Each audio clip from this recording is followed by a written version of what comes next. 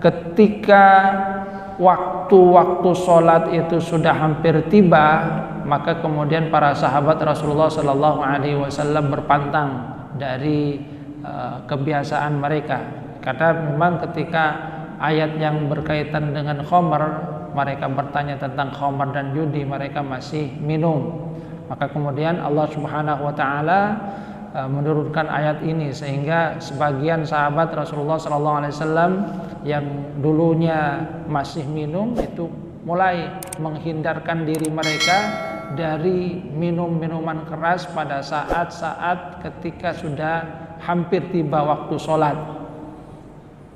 Antara maghrib dengan isya jelas bahwasanya mereka itu menghindarkan diri karena waktunya itu sempit. Yang waktunya mungkin luas itu adalah dari habis sholat isya sampai subuh, sehingga walaupun mereka masih mabuk akan tapi jeda waktunya itu cukup panjang, sehingga rasa mabuknya mereka diharapkan itu sudah hilang pada saat mereka sudah tiba di waktu subuh.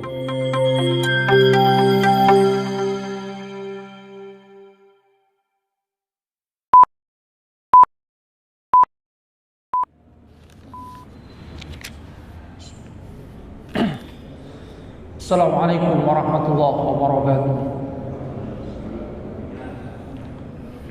Innal hamdalillah nahmaduhu wa nasta'inuhu wa nastaghfiruh wa na'udzu billahi min shururi anfusina wa min sayyiati a'malina.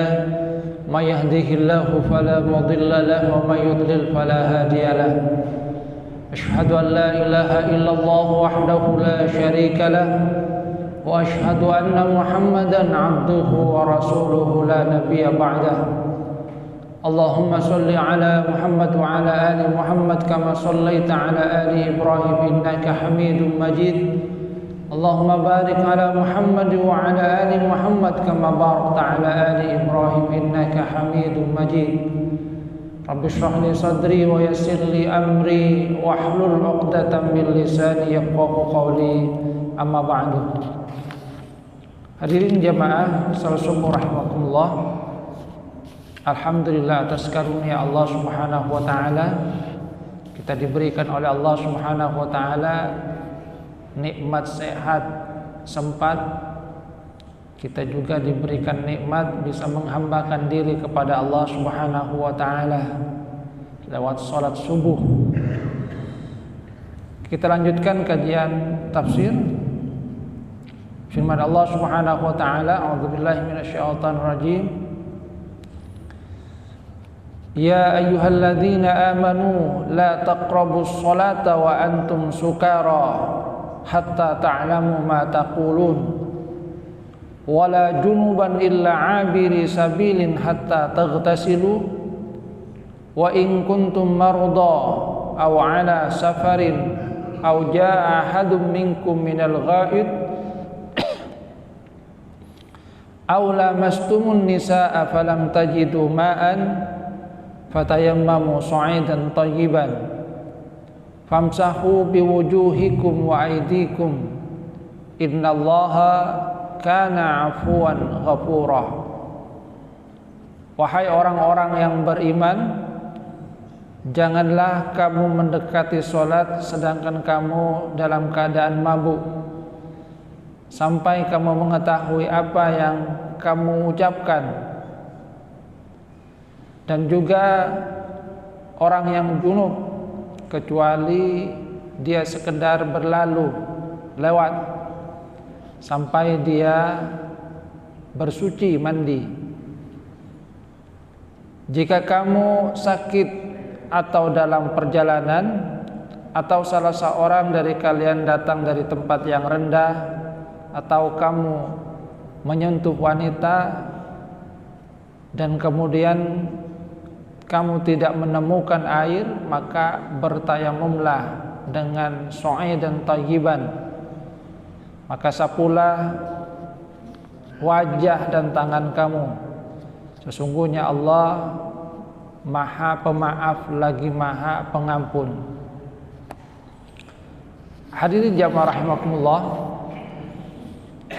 ayat ini turun dalam satu riwayat dikatakan bahwa an Ali ibni Abi Thalib karramallahu wajhahu annahu qala sana'a lana Abdurrahman ibnu Auf ta'aman fada'ana wa saqana minal khamr.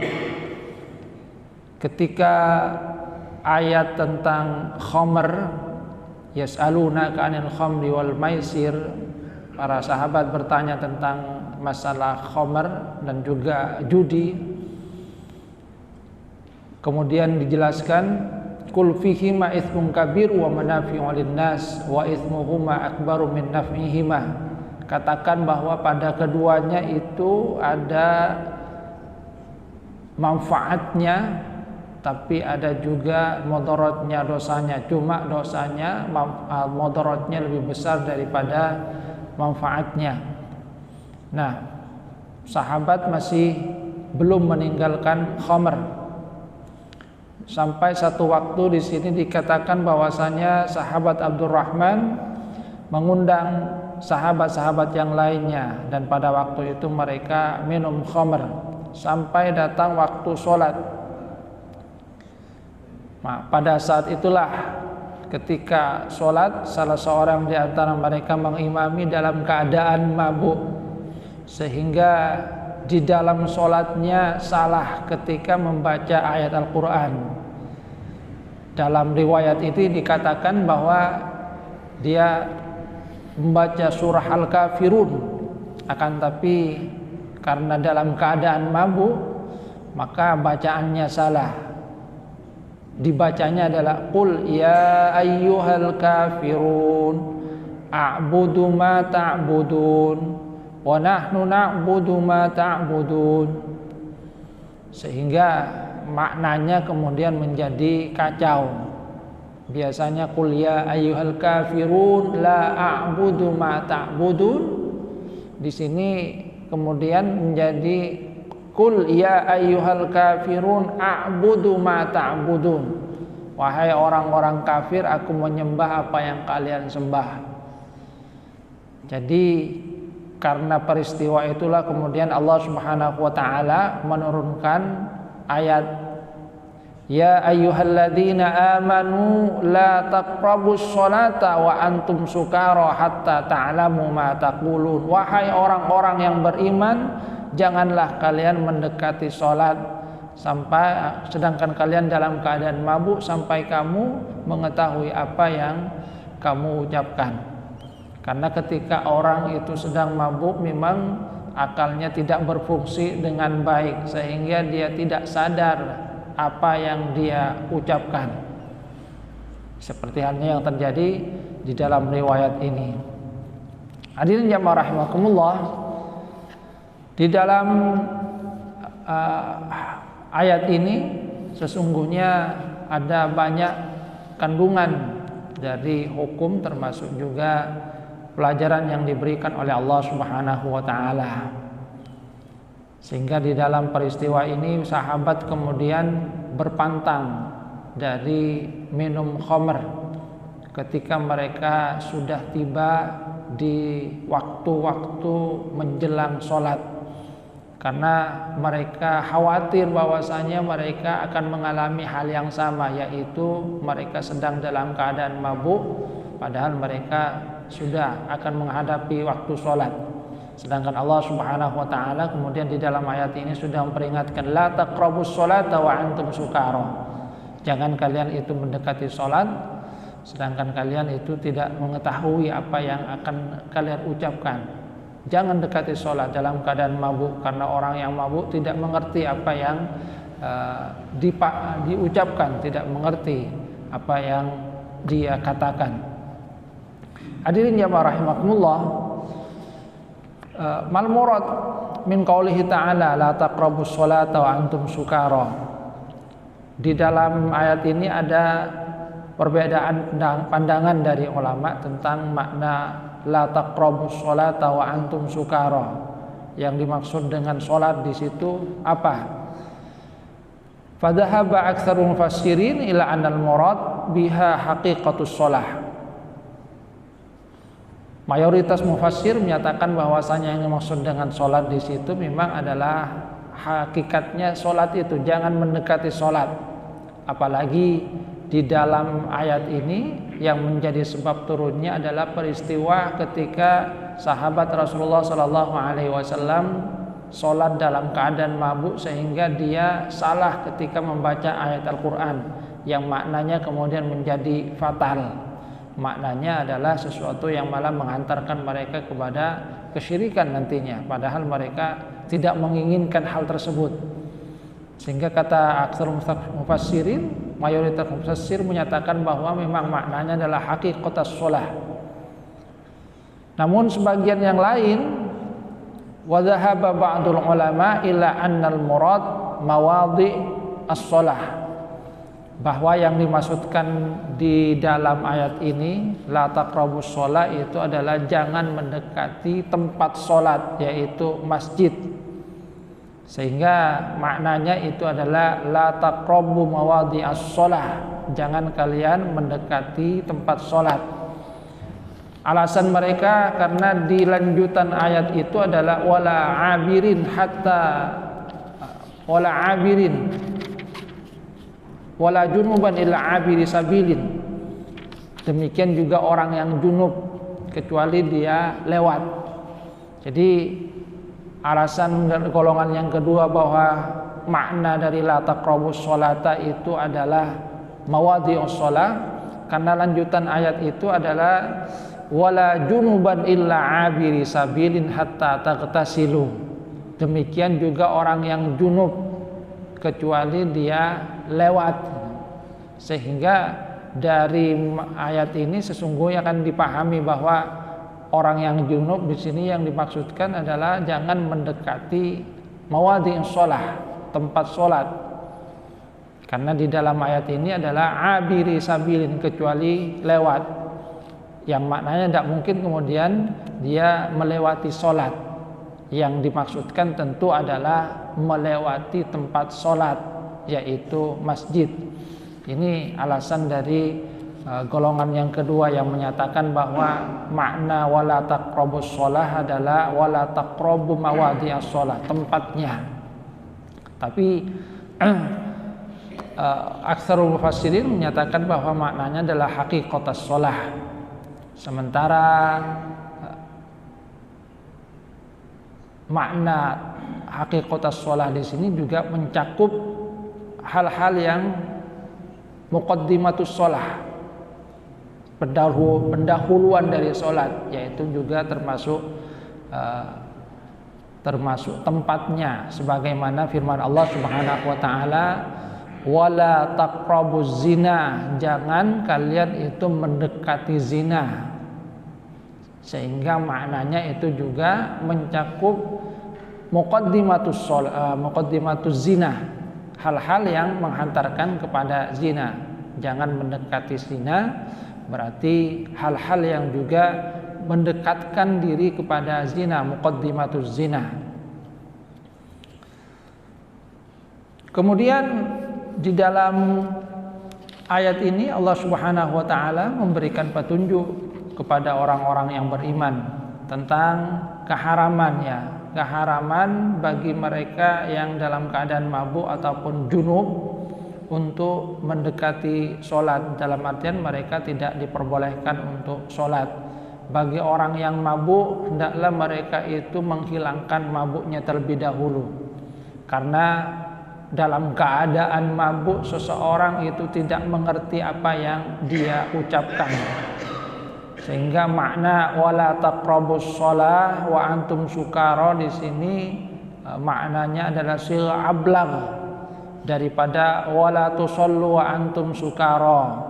Jangan kalian sholat sedangkan kalian dalam keadaan mabuk.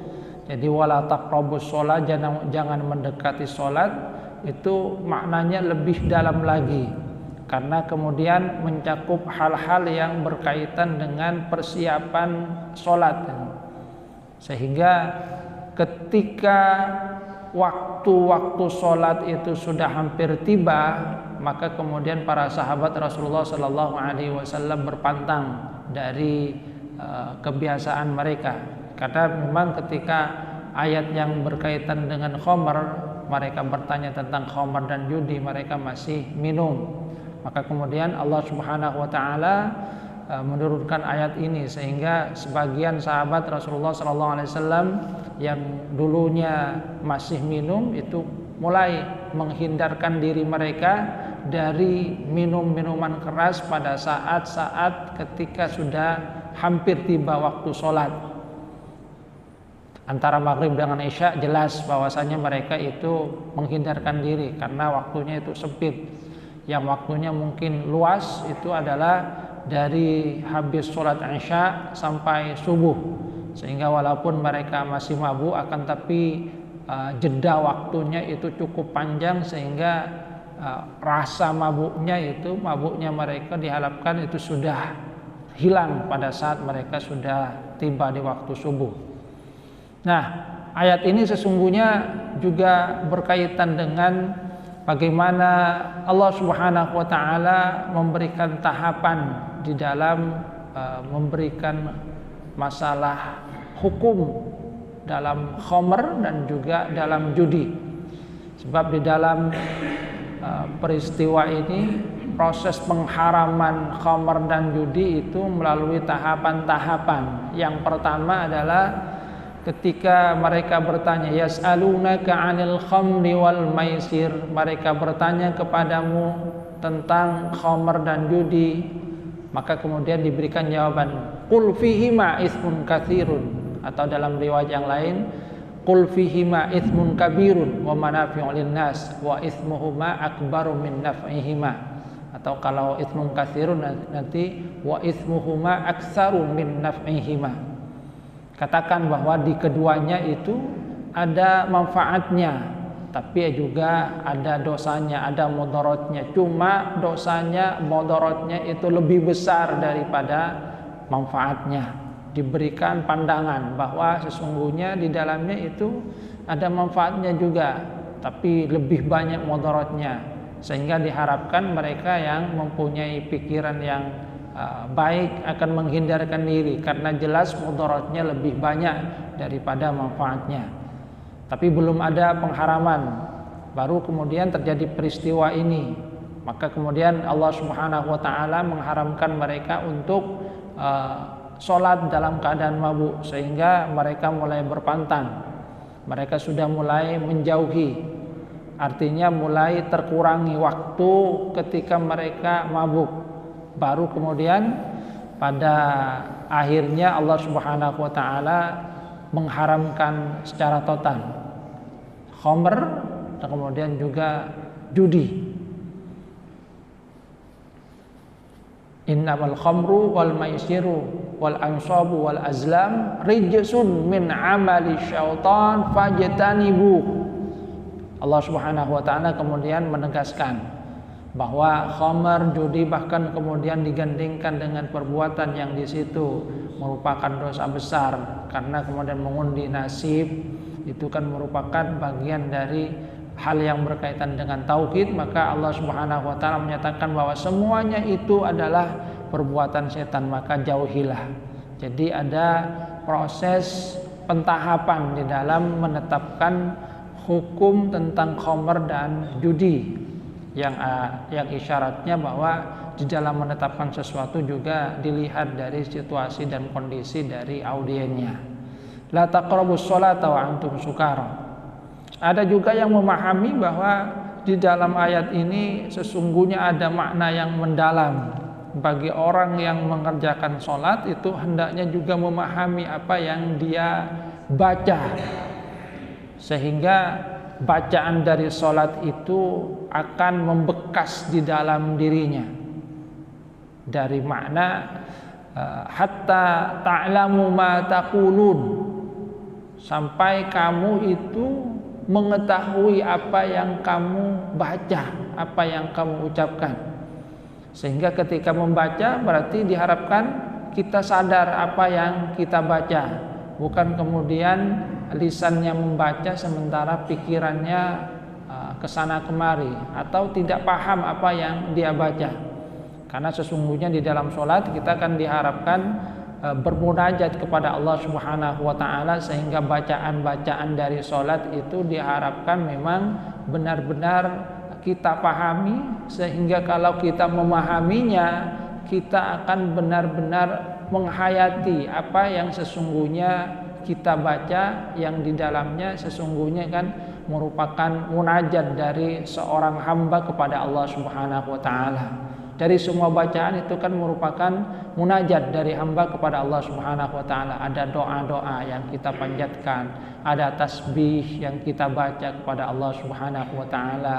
Saat kita mengucapkan Allahu Akbar, kita mengagungkan Allah di dalam Al-Fatihah, kemudian kita memuji Allah Subhanahu wa taala, kita mohon diberikan petunjuk ke jalan yang benar, jalan yang lurus. Siapa jalan yang lurus itu? Jalannya orang-orang yang diberikan nikmat oleh Allah Subhanahu wa taala, bukan jalan orang yang sesat.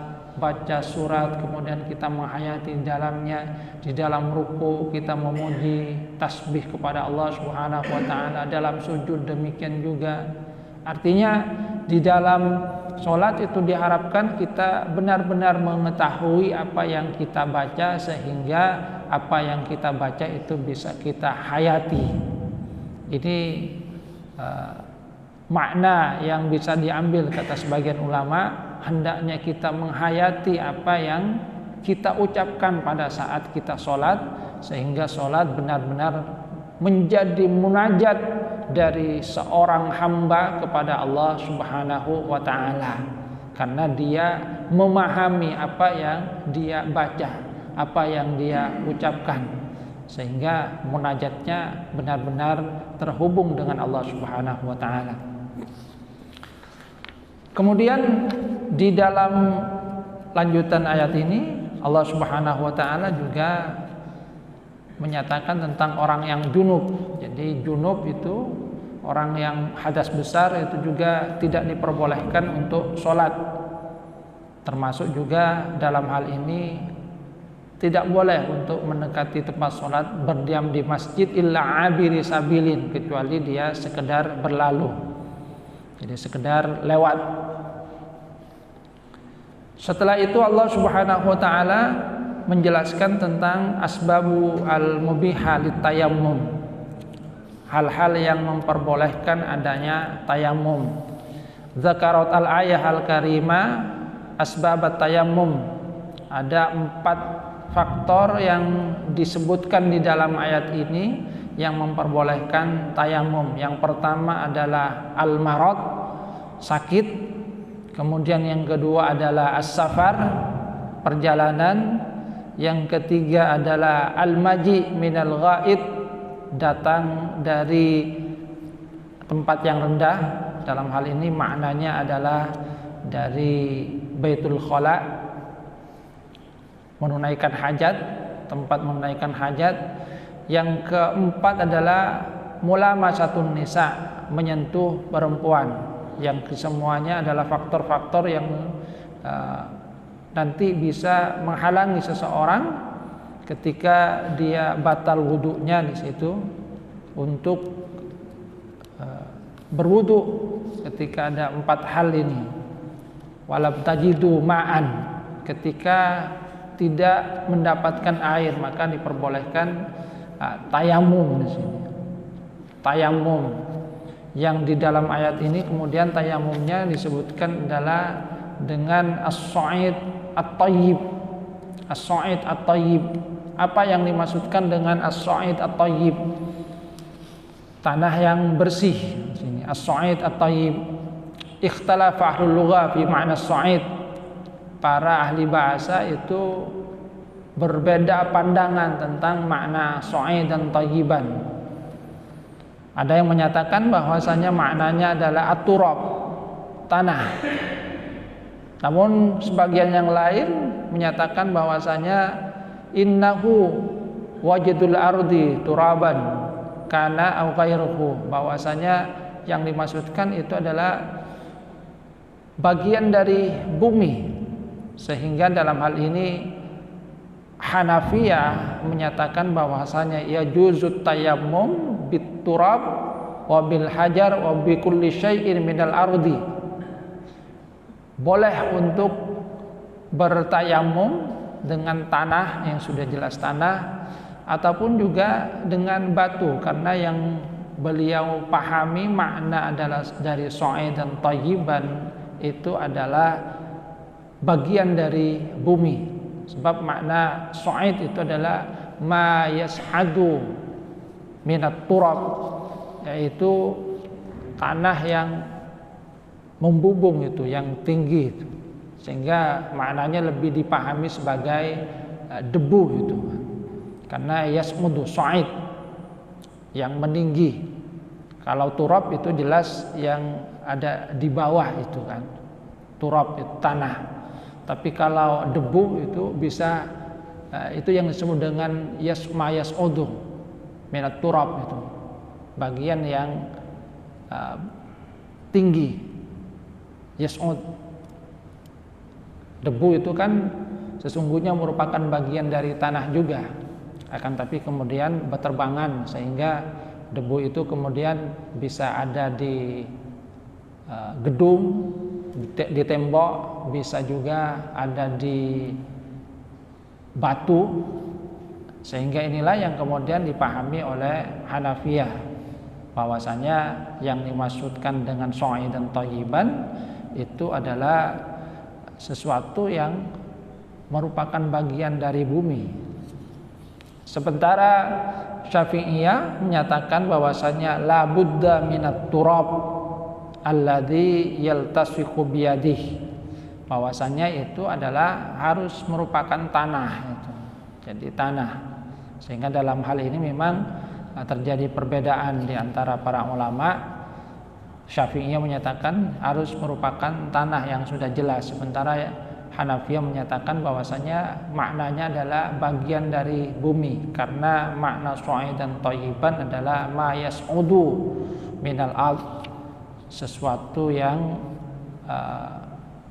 tinggi, meninggi, dalam artian berterbangan. Yang dimaksudkan berarti adalah debu.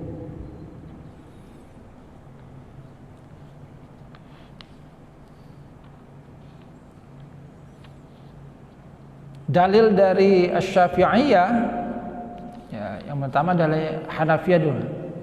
Ihtajja Abu Hanifah bi dhahiri hadhil ayah.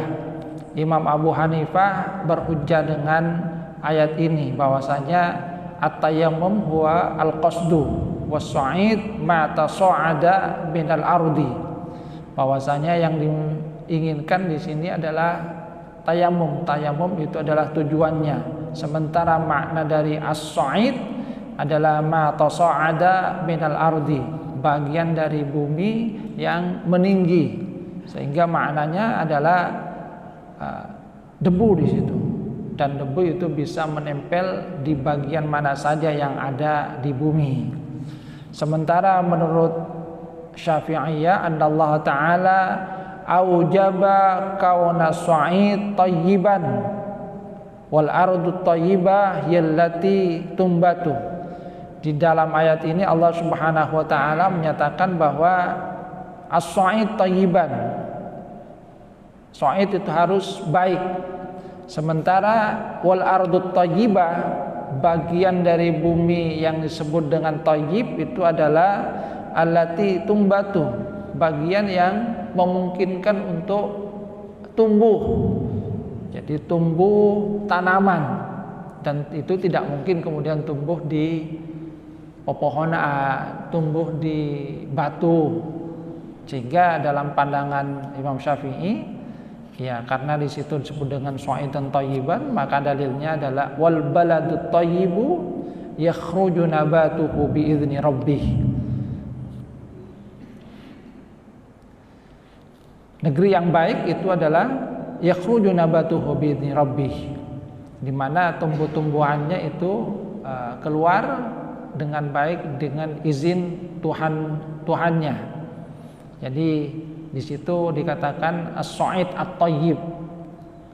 Maka kemudian yang dimaksudkan adalah al-ardu at-thayyibah, bahwasanya itu adalah bagian dari bumi yang baik, dan bagian dari bumi yang baik adalah tempat di mana memungkinkan untuk tumbuh-tumbuhan.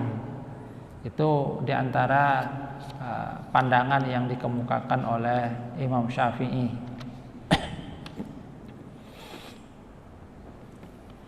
Kemudian di dalam ayat ini, di sini juga dikatakan bahas tentang al-murad bil mulamasah, yang dimaksudkan dengan mulamasah menyentuh perempuan.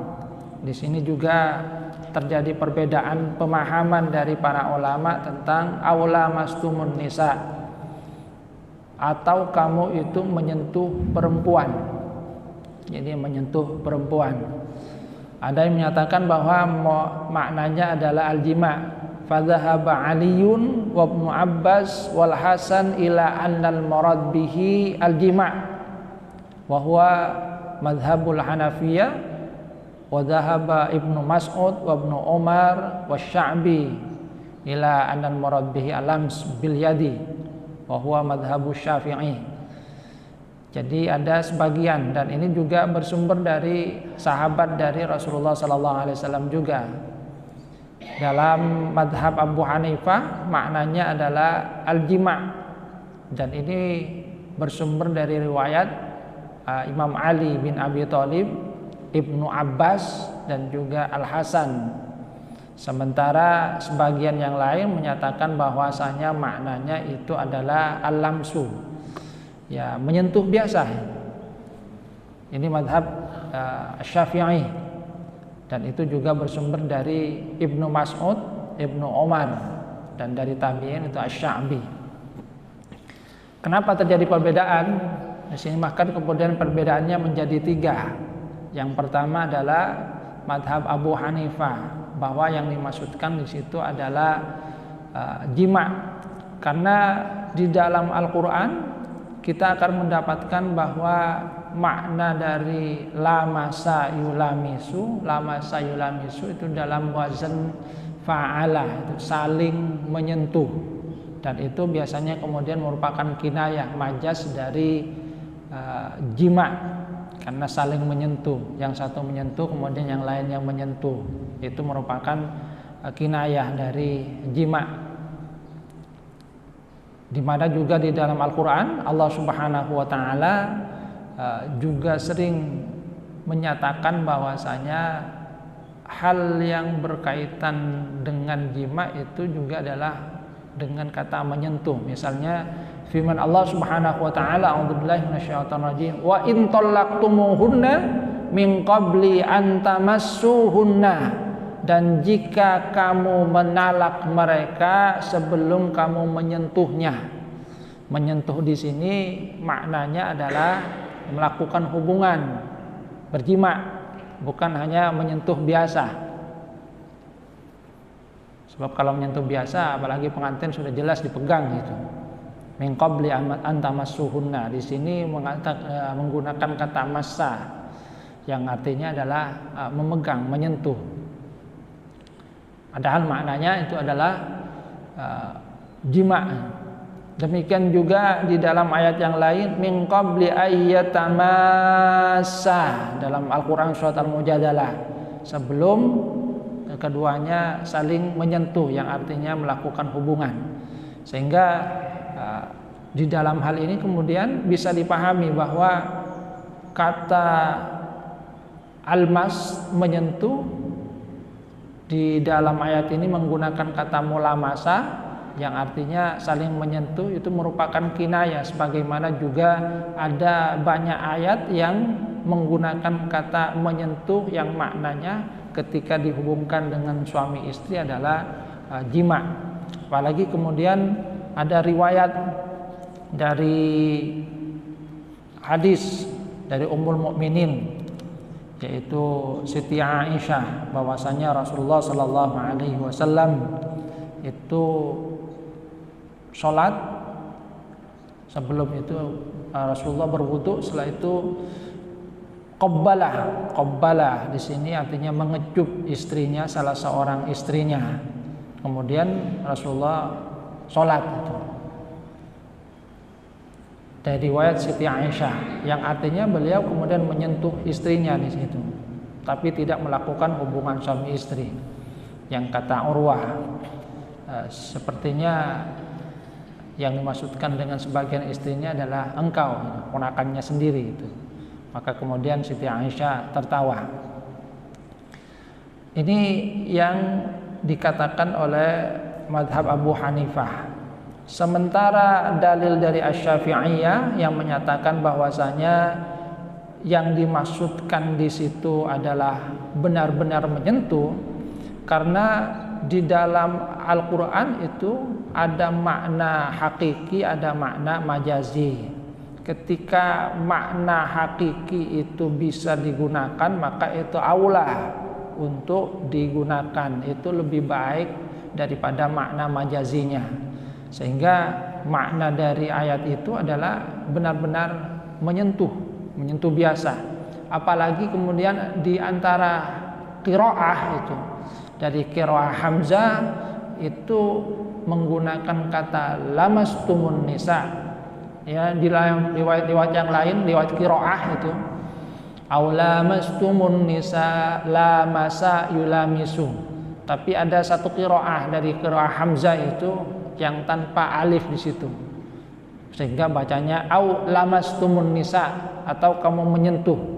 Sehingga artinya kalau yang lainnya itu lamasa yulamisu, saling menyentuh, maka dalam qiraah Hamzah itu hanya menyentuh, sehingga yang dilakukan itu adalah satu saja.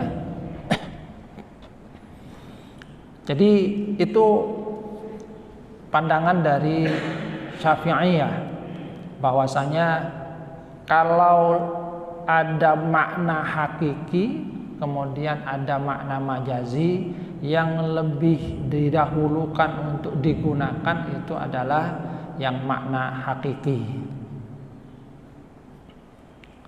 Sementara makna majazi itu dinomorduakan ketika makna hakiki itu bisa digunakan. Sedangkan kalau madhab Malik, ila anna andal masa idza kana bisyahwah, itu pandangannya kalau menyentuhnya itu syahwat. Alasannya kenapa? Karena lama sayulamisu di situ. Kemudian salah satu makna dari lama sayulamisu, lamisa ya di situ. Di dalam hadis itu kan man salaka tariqan yaltamisu fihi ilman, siapa yang menempuh jalan yaltamisu, dia menuntut ilmu. Jadi salah satu makna dari lamasa di situ adalah seperti hanya yaltamisu, adalah menuntut. Jadi meminta atau mencari. Sehingga yang dimaksudkan di situ adalah sentuhan yang di situ ada tuntutan, ada keinginan, yang artinya sentuhannya itu bukan sentuhan biasa. Itu. Seorang suami menyentuh istrinya, aqoda, membangunkan. Jadi sentuhannya adalah sentuhan yang di situ ada tuntutan, berarti adalah sentuhan yang didasarkan atas syahwat. Sehingga dalam madhab Imam Malik, kalau sentuhannya adalah sentuhan biasa tanpa adanya syahwat, maka tidak membatalkan wudu. Tapi kalau sentuhannya adalah sentuhan yang menginginkan sesuatu, sentuhannya dengan syahwat, maka itu yang membatalkan wudu. Jadi itu di dalam fikih ya. Fikih memang berdasarkan pemahaman. Jadi ada pemahaman-pemahaman yang berbeda yang dikemukakan oleh para ulama tentang makna aula mastumun nisa, menyentuh perempuan. Ada yang menyatakan bahwasanya maknanya hakiki, benar-benar menyentuh, yaitu mazhab Imam Syafi'i. Kemudian mazhab Imam Abu Hanifah bahwasanya yang dimaksudkan di situ adalah jima, karena merupakan kinayah berdasarkan juga ayat-ayat yang lain yang banyak menyatakan bahwa makna menyentuh itu bukan menyentuh biasa, akan tapi sentuhan antara suami dengan istri itu adalah jima. Sementara mazhab Imam Malik adalah sentuhan yang di situ ada keinginan untuk melakukan hal yang lebih lanjut, yaitu sentuhan dengan syahwat. Sehingga kalau dengan syahwat maka batal, tapi kalau tidak dengan syahwat maka tidak membatalkan.